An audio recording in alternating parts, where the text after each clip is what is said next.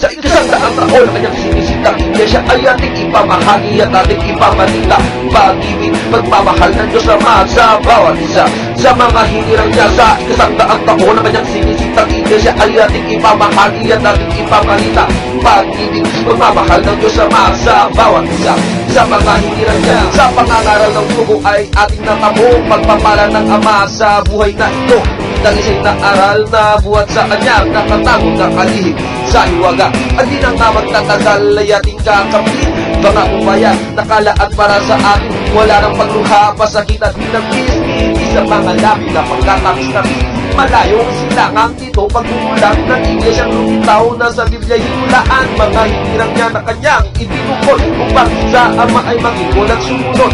Di na mapipigilan na mabilis na paglabo mula sa silanganan sa magpanig ng mundo. Ako'y magtitiis hanggang sa aking matamo ang bayang banal na sa ating pinangako. Sa isang taon na yung sinisitang iglesia ay ating ipamahagi at ating ipamalita. Pag-ibig, magmamahal ng Diyos Ama sa bawat isa. Sa mga hinirang niya sa isang daang taon na yung sinisitang iglesia ay ating ipamahagi at ating ipamalita. Pag-ibig, magmamahal ng Diyos Ama sa bawat isa.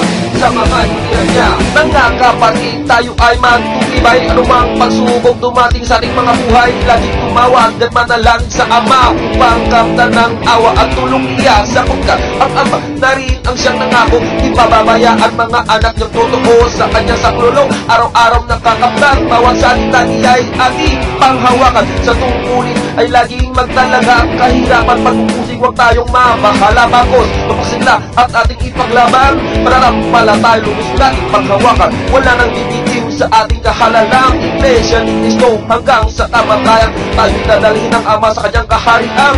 Purihin ng Ama at siya ay pagkikura. Sa isang taon na sinisitang iglesia ay ating ipamahagi at ating ipamalita.